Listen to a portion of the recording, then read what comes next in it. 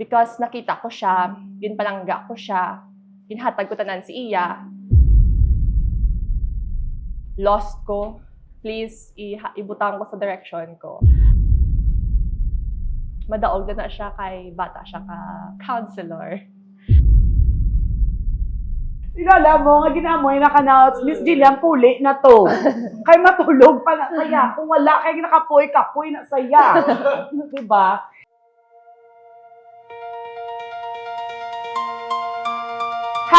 Happy Sunday sa tanan! I hope everybody's doing so great sa inyong mga panimalay or wherever you are in Bacolod, in Negros, or biskan di ka sa kalibutan. Basta happy Sunday and a great day to one and all. Welcome back to another episode when talk meets transformation and conversations make a change. This is the heart of the powerhouse. And of course, again, for another episode, I will not be alone because upod ko naman isa man sa I'd like to say, pinakabaskog man din sa aton nga luminary class. Hindi ako ma-introduce siya, so I'd like you to meet himself, and he himself gets to introduce himself. Please welcome the one and only, Sha. Okay, go. Oh, yes. Saad Yusef Seal Harvey, 14 years old and a grade 9 student at St. Joseph School LaSalle, an aspiring public speaker from the luminary class, and I am a powerhouse. Yes! Woo! Okay, take your seat. Hi, Miss Jillian. Oh, diba? Grabe, saya. Grabe. Hello, Saad. Welcome. Welcome to the show. Welcome to the program. Just by simply looking at you, I could really say nga, I'm thankful also of this guy because although that some of you might think nga, he's just 14 years old, pero nga, thankful si Miss Jillian ni Saya because of course, he is, I must say, one of the inspirations man nga, there is the podcast. There is the online talk show. It's because of people, teenagers, and empowered youth like Saad nga nag-push gid sa iyang skill in communication nga natukod tag ang podcast. So, Saad, welcome. Finally, it's here. Yes, miss. First time ko man actually for a podcast and it's a great experience pagid. Yes. And last time, kung ano na-feel mo actually, though, amo man ang na-feel ni Miguel, nga daw, lang kilig na kilig, nga, finally, ari na gid. Season 8, we're talking about this last season 8. Ah, yes. I remember. I vividly remember. Diba? And it was just like, it was an idea. It was just an idea. Oo. And then, have you ever thought nga madayon gid? Wala. Honest, wala. Wala. I didn't even ganun. think of it much. I just thought it was an idea in my mind. Or wala ka gigapati nga madayon. Hindi man miss basta powerhouse, doon kakaya. Yes, Believe kayang-kaya. me. Especially nga, syempre, di ba, Saad, everything that we do here always aligns to our mission of empowerment. And syempre, diri siya nagahalin, gid sa aton nga goal nga, makashare kita yung stories sang mga tao. It's not always about Miss Jillian. Kapoy man wakal ay. In the end, man, it's meant to reach people that need the confidence, need the empowering. Sometimes they just need words to lift them up. Yes, man. of course. Kag kanami, kasi syempre, every Sunday, this is our perfect time nga makapahunay-hunay ka da, gabra ka da assignment mo, kung sudyante ka, kapanglaba ka da, o, diba? Galuto ka da panyaga, subong kay las 11 na, pero tanawa, mayo ka ba si mabatok? And also, perfect time nga ma-feed ang aton nga soul with positivities. So, kamusta your last week with the powerhouse? Anong updates? Great. Naka-practice man ko. I got to do good man in our session earlier at the powerhouse. Kamusta ang session, by the way? And is this Good. brand new season? It's very new. You can really tell it's season 10. It's grand. That's Wow. one of the reasons why I really wanted to join. I did not want to miss out anything that could have happened. Now, why stay only in the last season, season 9, but not join 10 Yes. naman, di ba? Samba nila ko na ang 10 is intense. Intense. Intense gid. And of course, right now, kay diri na tapakad to, and this is what this podcast is really all about, Saad. Excited ka nang mamita tong guest? Uy! Oh, excited. Dugay ko na excited. Siya gini isa sa mga idol. Wow! Queens naton. Diri sa powerhouse. Dali lang gid kita mahibi na sa. Okay, so for sure, our guest would have there's no need for us to introduce her further. Kika namin man syempre nga Shaggy na may introduce ang kagalingon. Okay, so music, let's bring it on and let's welcome the episode 2's beautiful and glamorous guest.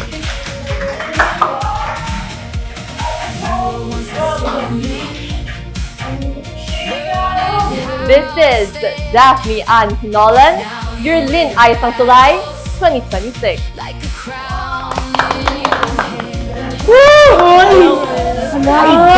Dali lang, gid. Totoo. Ano na ginig sa totoo? Totoo. Gagiyosa. Hindi, because, ari, ate, syempre, gamay na nga trivia. Before we welcome you, syempre, may gamay kita na premier trivia. Wala yung kadulaan storya. The first time I met her, doka, gambagi kaya, she looks very delicate. Yeah. Oh. Kita mo lang. Oo. Kita mo, gid. Daphne Ann Hinolan, welcome to the heart of the Powerhouse, the online podcast, and the talk show. How are you? First of all, Miss, thank you, Gid, sa pag-invite sa akon. You know, this podcast, I've learned about this from Miss Jillian. We had a talk sa amon nga get-together. And she's very passionate about this. Wala siya gakadulaan idea sa amon nga, mind. And, I'm very happy because you invited me. And I'm feeling very well. I'm focusing on my studies.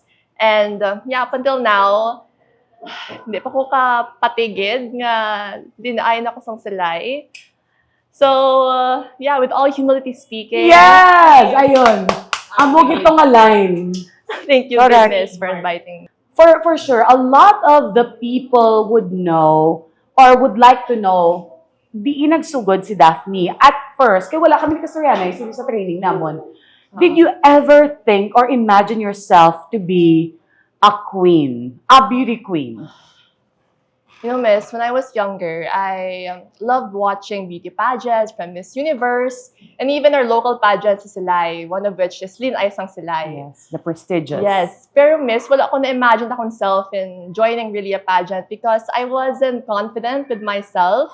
People would tell me I'm pretty, I'm smart, but I wasn't really confident and I didn't really believe in my capabilities. So during that time, I wasn't really able to foresee myself joining a pageant.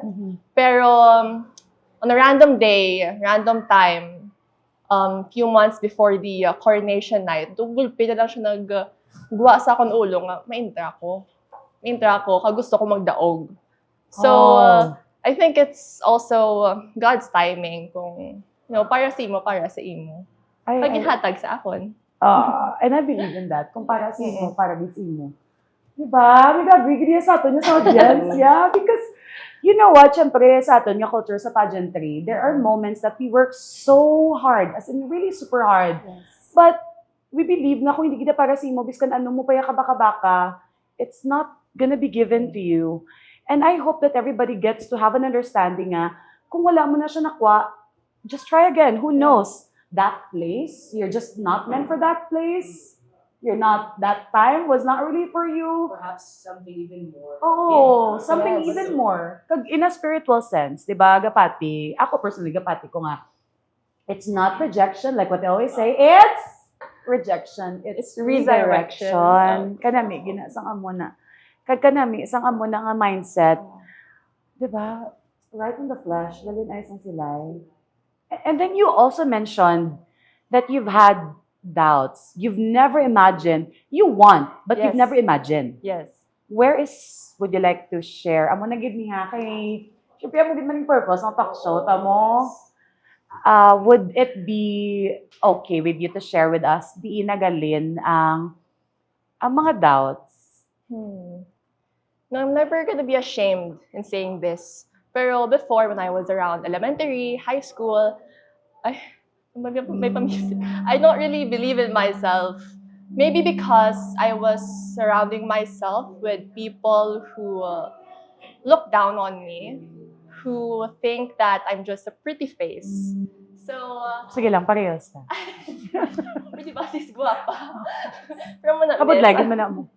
I think naghalin ko rang doubts. At the same time, I was a people pleaser. So, I think it also comes from me being the eldest daughter. So I believe that I always had to please those around me before myself. But then, along the way, I realized that it drained me. And I felt like I wasn't leaving um, energy and love anymore for myself. And so, with the grace of God, I really prayed na, Lord, hindi ko kabalo na himuon ko. Padamo sa akong doubts, kagarot sang utok ko, don't know where to place myself. So Lord, surrender ko si imo. Anong gusto mo para sa akon? And after years, after months, I've slowly developed a confident Daphne. A Daphne who did not believe anymore what other people may say. I did not care about the doubts that I had anymore. Because in my mind, I had dreams. I was more focused on the goals I have and that me wanting to champion it. So, I'm gonna miss. Can you walk us through sa imo nga childhood or imo nga pagdako mo? Syempre, you've been a person, we cannot deny that, you've been a person who's been exposed to public. How is it like growing up in that kind of environment? So, growing up, ako pa lang before is sa house. The only granddaughter, only apo sa house. And so, I was always, I guess, kulong sa balay. Kasi hindi gusto ako magwa ko kay bas iba kagitan ko no ako sang ido. No? Pero I guess, one of the moments I had in my childhood, which I loved, is when my father would take me to his campaigns, to whenever he would go to communities and barangays in Salay City. My father is actually a leader in Salay City. And I guess, sa amoy na nga events sa iya life, di ako gaka-expose sa tao. Makakilala ko sa mga tao in all walks of life. Makita ko ang sitwasyon sa kada balay, sa silay. And di ako nakakita sang sense of, I guess, purpose. Because whenever he would take me to those communities, those barangays, I love seeing people smile, especially when they're being helped, they're being given financial aid or food manda. And because of that, I wanted to be part of, in a field that helps people. And I'm not miss, akong childhood was, I believe I was blessed. I'm blessed sa akong childhood because I was able to, again, meet people in all walks of life. Kag wala ko ginmanol, kumbaga, sa akon nga pamilya, sa akon parents. And yeah, I believe that turned me into a person who has humility, who is humble. And yeah, I'm not miss. Yeah, I really like the fact that it really shaped you man as a person. Because I believe childhood is how you would live your adult life. If you had a bit of a risky or maybe even traumatic childhood, it would really affect how you are when you become a grown adult. And for me, my childhood is very happy, and to this day, I'm a happy person. Yeah. Diba? Shout out to mommy. Shout out to mama. I would agree to that. Siyempre, dali naman niya in coming from the perspective of a parent nga, as parents, we get to be reminded to really take good care of the childhood kids ng kabataan because it's their formation stage eh. Also speaking as an educator, it's their formation stage. Children at that age, like grade schoolers, are still very fragile. What they see sometimes that adults do are what they can think of as the right thing to do. So we have to set as an example. Even kami, we're no perfect people. I am not a perfect human. I also make a lot of mistakes even at home, but it's very humbling na ma-realize na from our children ang aton nga mga sala. And it's so beautiful nga despite nga, you can be prone to a lot of things, especially sa backgrounds in mga family. But you have something in your heart na gusto mo i-champion. And I think this is what you also brought man sa imo nga journey sa Linay Sang Silay. Okay, before we get to that, how was it like deciding nga malinay sang silay ka na gid? By the way, could you walk us through, di ini nagsugod, were you appointed? Was there a pageant? What's Paano? the process man, of being linay sang silay? Or representing sa iyang or barangay? representing your barangay Yes. first. So I was actually appointed by our kapitan Mhm. and si Sir Ramil Barbasa. Yes. And actually, isang, halin sa gamay ko, pero may ako ginahambalan, nga malinay ka bala, kay kaputi sa imo. Wow. Amo na nga wala gi ko ginambalan. Wala gi namin nag-invite sa. Malinay. Okay, go lang. Pero during that time, again, I had doubts, I was afraid. Pero, naginapuin ko, miss, and the moment my father told me, kasi kinpaagi ni Kapitan sa akong dad, kasi they're close, ginhambalan ko ni daddy if gusto ko mag-intra din ay sa silay. He told me to join, pero no pressure. And then, during that time, sa ulo ko was, a big yes. Pero nakibot ko. Because again, before, hindi gid ko nahuya ko, I had doubts. Pero nga, during that time, napauo ko how. Gusto-gusto ko gid. So, muna miss, pag-appoint sa akon, my mom actually told me you have like 2 to 3 weeks to decide. Pero after 2 days, nag-yes na kuya. No, may intragi kuya. Kag amo na nagpangayo ko sa bulig, sa akong family, sa barangay to help me because I really want to win. Where do you think did that come from? From a person who had a lot of questions and doubts to a person who just decided on the spot. Imagine Had 2 weeks, tapos you decided in 2 days. Oo, tapos sinang doon naggulpi lang siya guwa sa imo. Could you possibly figure out anong ginhalinan nga doon nagka-interest ka? You learn to love, you learn to probably face this fear? Anong part na naghambal gid simo? Yes. Okay, to be honest, miss, nobody really helped me because I did not tell anybody. Because again, it's a trait of mine to really keep things to myself. I did not like when I tell my problems or my feelings to other people. What I did was really pray. And I guess when I told, our God, nga ihatag ko siya tanan, ikaw na bahala, lost ko, please ibutang ko sa direction ko. I think He's the answer to all of this. Again, I did not ask help from my parents, from my friends. It was only me and Him. And so I think because of that, the connection we made, it made my faith stronger. Not just to Him, but also to myself. Because nakita ko siya, ginpalangga ko siya, ginhatag ko tanan si iya, na-learn ko man nga ihatag tanan sa akon self. Nga palanggaon ko man akon self. So I think, it's because of Him. Wow. Such a beautiful reflection. Yes. And I felt a gush of food. Yes. That was the godness. That was God.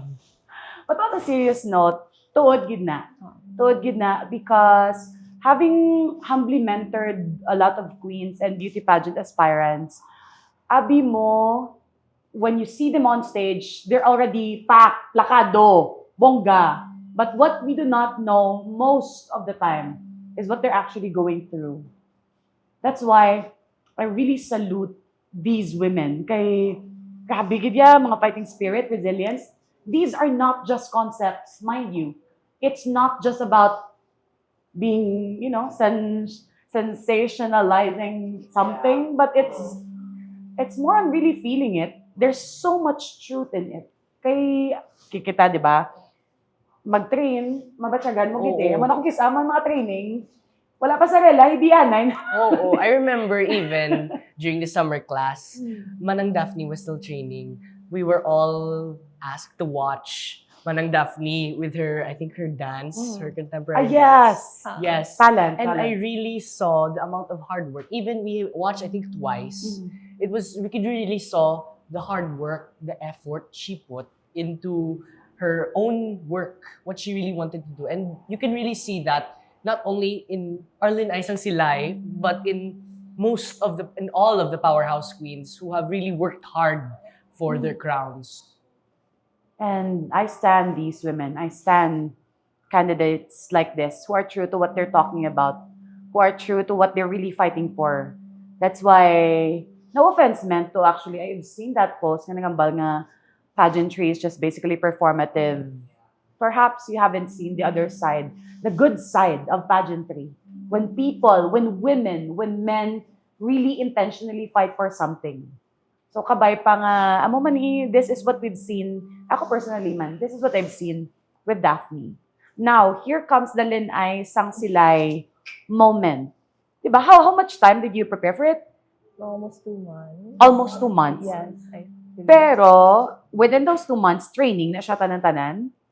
Training, workout, diet. Okay, diet. Can we talk about diet? Okay lang? Go lang. Kaya ba may inspire ko? Basta ma-change mo na kung choice of foods. Oo, diba? Pero ano to daw, what is this diet all about? Kasi syempre ba siyang thinking na most of the time sa people, kung diet ka dapat tubig-tubig ka na lang. Mental lang na. Oo. Anong diet ni Daphne? Diet ni Daphne, mad. 1 meal a day. Pero no rice. No rice, so all chicken, water, lemon water, fruits, and kung gabi miss, mainom lang ko isa ka glass of water with chia seeds. Tapos, maskin mabatian kong sound ka chan ko. Nagwanta ko lang, kaya ba ko kilalan ko himuon para madaog ang crown. So, ginagutom ka, Gid? Ginagutom, gito yung miss. Grabe. Hindi mo ko daan. Gina-imagine ko lang na masukan ako. Pwede ko carry niya mo na niya. Ako pala kaon. Kuya, hindi ko kayo wanna date. Dang. Wala ka palang dulo, mang panalukan. First 2 weeks, miss. First 2 weeks. First 2 weeks, especially with, balance ko tanan with diet, training, workout, tapos ang training ko pagid sa silay. May kita types nga do gina-vertigo ko, nga do malipungan ko, nga do hindi ko pa chindi. Pero bako sige lang. Basta vitamins ko, okay lang po. Then after 2 weeks, I guess my body adjusted to, my routine. And, miss, wala ako gakalipungan. I remembered, kasi first week mo, dear, mga first 2 weeks, nga kada training, do medyo may mga sana yun. Tapos kaya ako doon, matumba. Okay, sige, rest. So that was your adjustment period pa lang. Adjustment period. Happy, no? Okay, syempre, amumani, this is also the other side of pageantry. Yes. What most people do not know and what they do not see. Because mostly, ang makita to lang, what's on stage. Ang hindi natin makita, ang preparations ng candidate. This is how painstaking it is. And diet is only one of the many preparations that they do. Okay? Can I ask you, did you do something on your body aside from diet? Your face?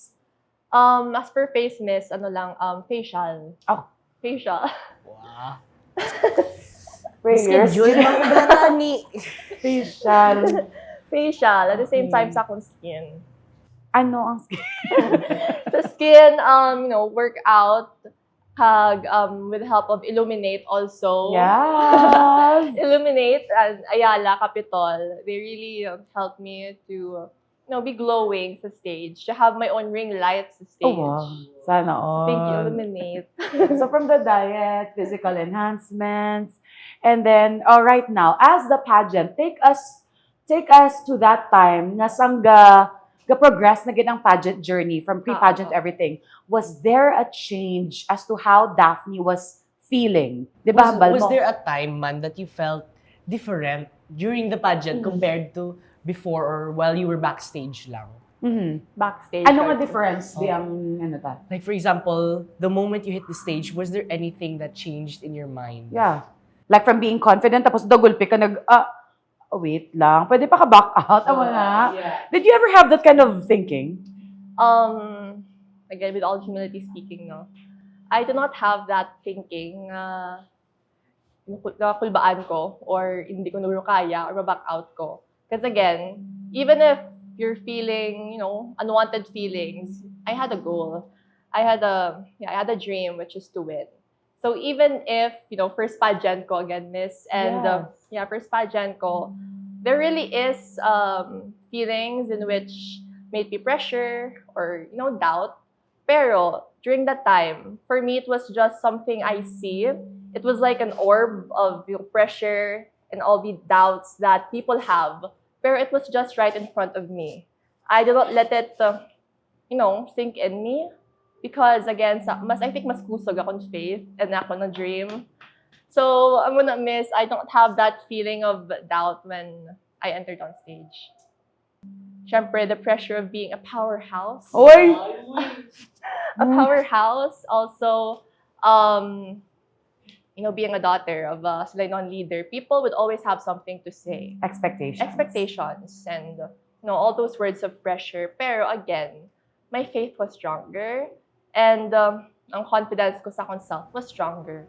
So I did not let it shake me. It was just there, but I did not allow it to really dwell in me.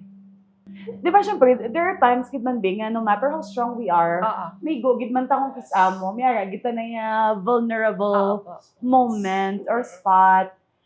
Syempre, with the advent of social media, where everything could just do anything they want, people could be the harshest in this world. If not social media, could you share, if okay lang sa imo, a specific line or comment about you that hit you? If not totally hit you, though nakadulot lang siya gamay sa imo. And would you mind sharing what was that line or comment? I guess that line would be something a lot of people would say until now. Madaog na siya kay bata siya ka counselor. And I guess during that time, I don't doubt it, pero I had this thoughts sa akong mind nga base magdaog ko sa ayos ka tawo, it was all a lie or may cheat may cheat or daya nga natabo. So base bala magdaog ko pero sa ilang mata ka loser ko gyapon kasi nagdaog na ko because bata ko sa isa ka counselor. Pero I did not let it again really eat me up or eat my mindset up because again my faith is stronger. And also with the help of the people around me, my mom, my dad, my family, also Miss Jillian. They told me to stay focused and believe in myself. And I also knew in myself that I wasn't just gonna win because I'm a daughter of this person. I'm gonna win because I'm gonna work hard and I'm gonna show it on stage. And I believe that that's what I did.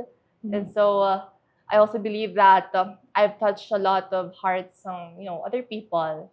And I'm happy and glad that there's still people who believe in me, who believe that I won because of my hard work, because of my perseverance and my determination. So that's all that matters. And I could attest to that. Speaking of hard work also, like our Lynn Aisong Negros, Jamaica last time, kung humility ka hard work man ni inspo yaman ni si Jam. Kung si Jam ga pa nga break ga pa naras ng powerhouse, galakat sa nga may pilas.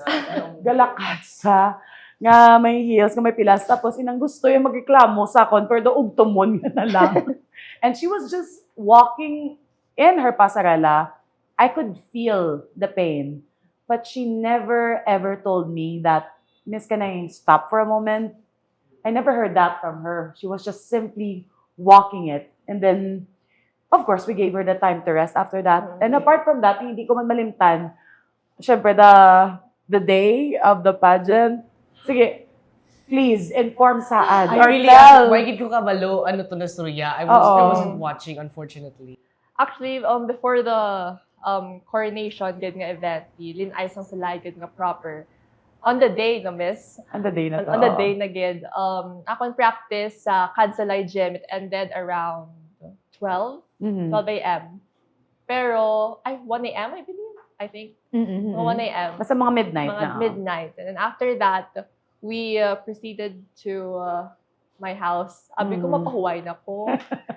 Hindi ka dapat, diba? Like what we always do. Yes, what we always do. Kita dapat sa... We stay sa Kansalay gym. Para mag-practice, alone.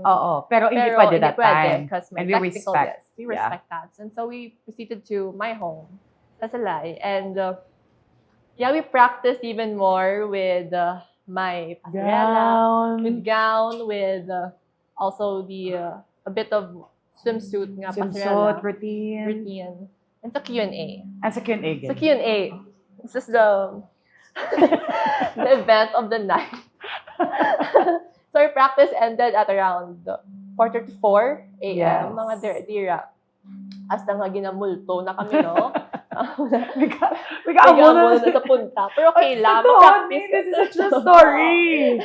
Oo, gamay lang. Let me just interfere. So, nag-training na kami. Na-notice ko magdang medyo ginatuyo na ginmansa. Tiyo wala. Tiyo ba ko galing? Kasi i-push na ganyan because dapat matulog kami nga daw contented kagib. Tinabalang matulog kung nga mapugta ko confident. Kuya, I'm well-equipped. So, saan kagkande na kami? Nagamon na sa tayo, no? Ang masabi ko, okay, basta napatulog na siya ni Mami. Shout out kay Mami. Shout out kay Mami. Oo, napatulog na si Mami. Tapos, ba ko man, okay, sige ba si kay pastry na. Tapos siya, man, anong yung mga sinyas mo kay... Amo na Ha? I was saying like that. And I saw a woman na naka-white na duster. Pero wala ko nakita face. Tapos, ang ginahambal ni Sir was that hindi ito si Mami. Pero kita paglaban, tagid nga si Mami gito ya. Hasta nga paglabay ito namon, si Mami gito log. Kag naka-maroon siya yung duster. As in. So sino nung naka-white? As in. Si Lola mo. Si Lola.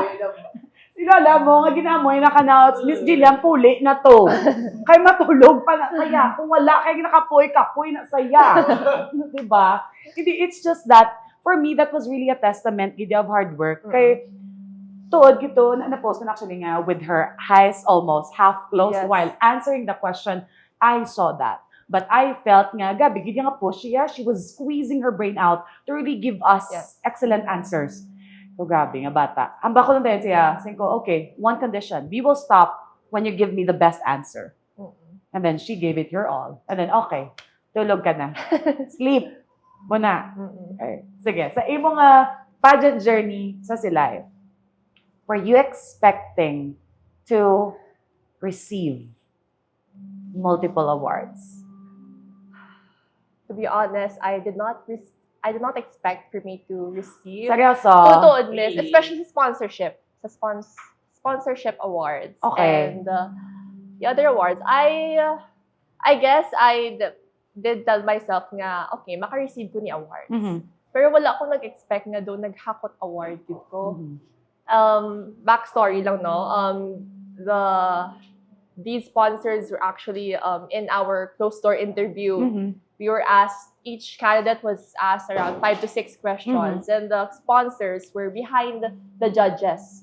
And so dito mas nagaan opportunity to pick ila kandidata nga tagaan nila sa ilang sponsor. So during that time, I remember my mom told me after sang coronation night, nga I was so overwhelmed ko, no. I looked so overwhelmed with me receiving a lot of awards. Hasta nga, wala na ko naka-T-pose. Wala na ko naka-pageant pose. Dito yung nga gatindog na lang gid ko. Kaya Gaano ka tindog? Tindog na gid nga amo na gid na iyamis. Amo na nga tindog. Naka-Girl Scout? Naka-Girl Scout. Kaya sa mind ko, hala, di ko kapatid. Okay. Pero I was so happy. that explained that kind of stance. Okay. Nakibot ko. And sa mind ko that time nga, grabe ka, Lord. Ginahatag mo tanan sa akon. Tani, sign mo ni. Nga ihatag mo sa akon ng crown. So, mo na, miss. From that, tapos wala siya nag-think na should get those awards. What about the minor awards? Minor awards. To be honest, I was expecting guro sa trahe because I love my trahe. And I love the turn that I did. Yes. Courtesy to Miss Jillian, of course. Pero ikaw lang yung execute. Pero sa, you say, swimsuit, nakibukid ko tiyo, miss. Kasi syempre, usually, ang makakuha sa best in swimsuit, mga veteran na gidya mag-pasarela. And ako, gina-acknowledge ko, I'm still not the best sa pasarela. But I guess, the energy I had captivated the judges, maybe. Yeah. Also, sa photogenic, or gusto tuon kiniya, miss, I did not expect because there are a lot of pretty girls sa batch ko. Super Super pretty girls. This batch, Oo. face card kong face card. Like Sir Khalil said, no? Sa Oo. iyang post.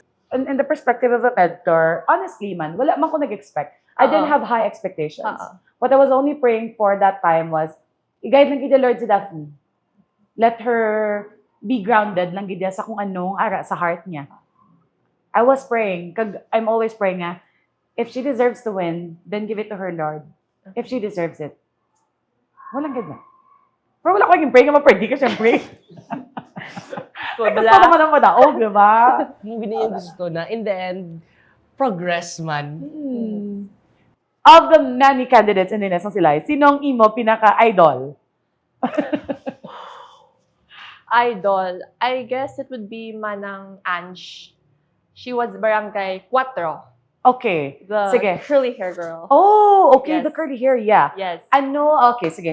Let's specify it. Pasarela. Oh, may fast talk na ba? Pasarela, who's your idol? Sa Ines ng Silay. Si Manang Ange. Manang Ange. Aura. Si Manang Abby. Manang Abby. Q&A. Q&A, si my baby Hyacinth. Ah, yes. Talent. Ta- Ha? Ha? Ay! Siyempre, kayo namiyan, mata sa aton, sa iban mo pag Sa iban. namiyan mo. Siguro si Manang Ange. Yeah. Yeah, her story. I remember that. Her I remember story. that. She was talking about her family. Your strongest contender. Strongest. Myself. Oh!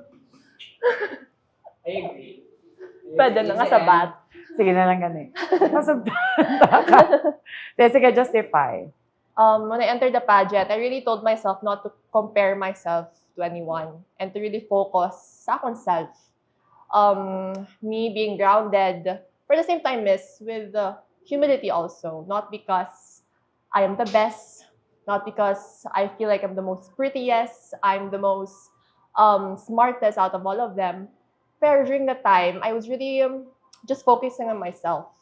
And so I really told myself na kung mag-enter ka sa pageant, kung mag-enter ka sa Linay sang Silay, dapat ang kontra mo diin mo na kaugalingon. Kaya kung mag-focus ka sa iban, basi madula ka. So yeah, that's what I did. I agree, man. It's really in my core beliefs that there's no real competition but ourselves. It's how we put ourselves up and how we decide to absorb those pressures and things. It's really about us, man. So proud of you. Nakaka-proud because nakuha ta na finally. Kag amo gid man ang aton gid nga pinaka-core man mo that we do not compete against others. But our only competition is ourselves because kung sa aton man diya nga principle, hindi ta gani mapuno ang kaugalingon ta. Personal bala mamantay pa ta sa iban. Yes. Hindi ta gani maperpekto ang ulo brown ta mantanaw pa ta sang igo sang iban. So that's just how the principle runs in our mindset. Nga instead of putting your resources, your energy, your time to others, why not give it to yourself, improve yourself, and grow? In fact, actually, I think it's even good if we learn from others, even learn from our Yeah. competitions. Precisely. Kapin pagit on her end that she's a first-timer. Yes. And speaking of being a first-timer and a title holder right away, by the way, congratulations especially to the LGU of, not just to Daphne, but the LGU of Silay for really mounting, if I must say it, one of the most prestigious pageants here in our I province. agree with this. Identity and cultural preservation, makita mo gid sa Yes. pageants ng Silay. It's so beautiful to watch it. Okay? So, as a first-timer and then now the Linay sa Silay, what's your best learning nga nakuha mo gid in your journey that you want also beauty queens, first-timers? Maybe Nga- even young aspiring kids. Yes. Oo. Nga, that you can share kagusto mo nga madumduman nila from you or from that experience. I really told myself to, again, make my faith stronger sa Lord. And at the same time, go out of my comfort zone. I believe I said that Miss sa isa ta ka reels or videos here sa Powerhouse to really go out of your comfort zone. And Miss Jillian has really helped me with that. Before I was really closing my doors, I felt like I did not want myself to really go out there because I was keeping a lot of things. But then Miss Jillian told me to believe in my capabilities, to unleash all of it, to cry it out, to say it to her, for her to help me. And because of that, because of me going out of my comfort zone, I was able to reach my dream. So may this be a perfect reminder, no? For each and every one of you who's watching to, especially those girls, little girls who aspire to be beauty queens, go out of your comfort zone. Believe in the power of your voice. believe in your capabilities because one day you will be able to champion your dream. Just like how I did. Ah. Wala ba tayong palakpakan dyan? That's how you end your speech. Yes. Coming from the heart, good. Kanami, I hope that you enjoyed as much as we did this conversation. I know 30 minutes is not enough to really talk about everything, but we are glad and personally honored, man, to hear that story of yours and to really hear everything that's inside your heart. For sure, hindi pa to tanan-tanan. Okay? Kulang, Thank you. no? Kulang. Thank you. By the way, invitations to everybody, upcoming activities, or anything that you'd like to say to our online viewers. Hello, online viewers. For now, I'm still planning out programs in Salay City for my advocacy. So, I'm reaching out to all of you to check my Facebook page for any updates sa programs na himuon ko, especially for women in Salay City. So, yeah, I'm welcoming you all to Salay City, also to be part of my program. So, thank you, Miss Jillian, for inviting me. Yes. Once again, ladies and gents, our dear viewers, our Linay sa Salay 2026, Miss Daphne Ann Hinolan. Thank you so much. Thank you so much. Mariela Samantha Limshak Orlano, 10, from the junior class, and I am a powerhouse. Today, I am going to talk about diet. Diet means daily inspirational empowerment tip. Diet, your only competition is yourself. Focus on you. Yes, and I agree on that. Because if you focus on yourself, you can gain more confidence, be more sure of yourself, to not always be scared, and always conquer your fears. Because if you focus on yourself more, you will be more confident, more sure of what you're gonna say, and also you have to always conquer your fears. Once again, I am Mariela Samantha Limshak Orlano, 10, from the junior class, and I am a powerhouse. Don't forget, do the diet. Now, we've reached the end of our podcast, and I think it's time we have a good recap naman of what we've experienced today. Yes, and I must say, kanami, gid, syempre, we're so honored to have Yes. our Linay sa Salay 2036 here, soon to be. Soon to be, okay, of course. Miss Daphne Hinolan, that she was really a breath of fresh air. Kag her experiences were really worth hearing and learning from. And it's very inspiring, man, for the younger generation or even those who are still undecided yet of what they want to do. Anong na-learn mo sa kay Daphne? For me, it's to really have trust in yourself and have faith. Yun. Yeah, kay Kapilay, gid nambal, have faith. Faith could really lead you to places and lead you where you're meant to be. So congratulations on that. Miss Jillian, let's also thank our partners. Yes, of course. Of course, we have Kasosyo Community Market. Woo! Thank you also to Criselda's Flower Shop for the beautiful bouquet of our Linay sa Salay. Thank you, Tita Dan. And next, we have Ilaya Highland Resort. Wow. Yes, of course. The beautiful Elia. Powerhouse School of Talents. Wala gina cheers sa powerhouse. And of course, right here on our table, we have Pizza Box on Wheels. Thank you for sponsoring our snacks on this second episode. So we hate to say this, but we have come to the end of another beautiful and meaningful segment. Ang aton nga chikahan with a purpose. Yes. Chikahan with a purpose. So once again, let's give a big round of applause, of course, our segment host, Mariela Samantha Orlano, and also my co-host from the Luminary class, Saad Yusuf Al-Harbi. And Thank you. of course, yours truly, Jillian Villacuatro. So thank you so much. Thank you sa pag-upod nyo sa amon. Kagkabay pa nga na katag kami sa inyo inspiration and empowerment. So kita na kita liwata. That's gonna be next Sunday, 11 a.m.